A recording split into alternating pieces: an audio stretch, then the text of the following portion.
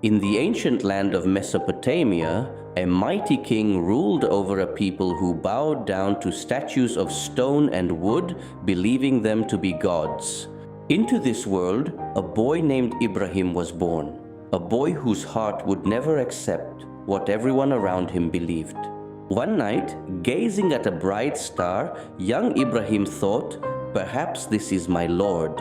But when it set, he said, "I do not love things that set." When he saw the moon rising full and radiant, he thought it must surely be his Lord, but it too set, leaving him searching still. Then, as the sun rose brilliant and mighty, he declared, "This is greater still." But when it too set, he turned to his people and spoke. "O my people," he said, "I have turned my face toward the one who created the heavens and the earth. I worship none but him." Ibrahim grew up in the workshop of his father Azar, a craftsman who carved and sold the very idols the people worshipped.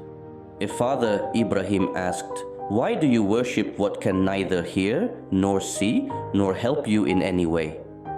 Azar grew furious. "Do you dare turn away from the gods of our fathers? Leave me before I stone you." On the day of the city's great festival, when everyone left for the celebration, Ibrahim stayed behind, alone with the idols. One by one, Ibrahim struck down every idol in the temple, shattering them, all except the largest one, standing untouched. Then Ibrahim hung the axe around the neck of the great idol, leaving it as the only witness to what had happened. When the people returned and saw the destruction, they were horrified. "Who has done this to our gods?" they cried out. Someone remembered, "We heard a young man named Ibrahim speaking against them. Bring him before us." Ibrahim was brought before the crowd. "Did you do this to our gods?" they demanded. "Perhaps the largest one did it," he replied. "Ask him if he can speak." The people fell silent, their own consciences stirred, yet in their stubborn pride they turned again to accuse him. Ibrahim was dragged before King Nimrod himself, a ruler so proud he claimed the power of life and death over his people. "Who is this Lord you speak of?" Nimrod sneered. Ibrahim answered, "My Lord is the one who gives life and causes death." Mocking him, Nimrod pointed to two prisoners. "I too give life and death," he said, and had one freed and the other condemned. Ibrahim replied calmly, "My Lord brings the sun from the east. Bring it from the west if you can." Nimrod was left speechless. Humiliated before his own court, Nimrod's fury boiled over. "Build a fire," he commanded, "the greatest this land has ever seen, and cast him into it." The people gathered enormous piles of wood in the city square, building a fire so massive it could be seen for miles.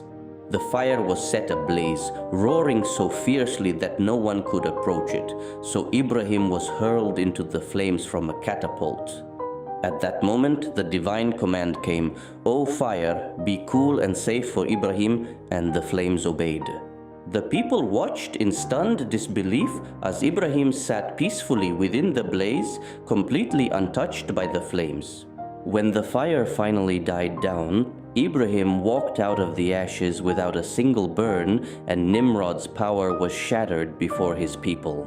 Years later, Ibrahim left his homeland with his wife Sarah, journeying across deserts in obedience to his Lord.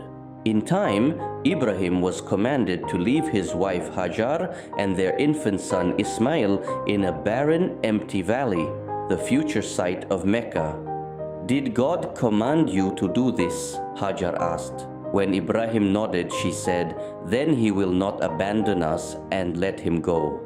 When their water ran out, Hajar ran desperately between two nearby hills, searching for help for her crying child.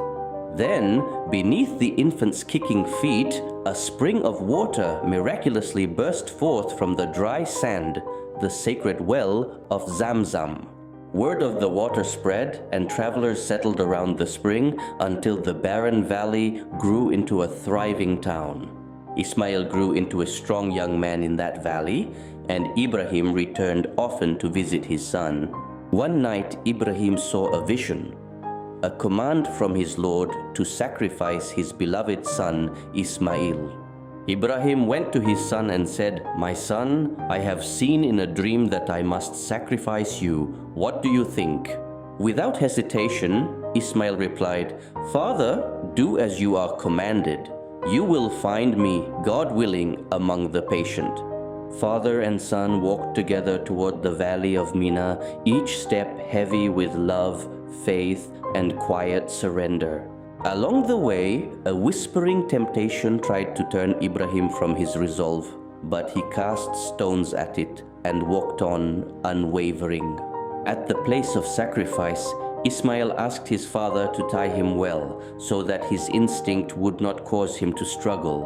Ibrahim turned his face away, unable to bear the sight, and prepared to fulfill the command with a trembling but faithful heart.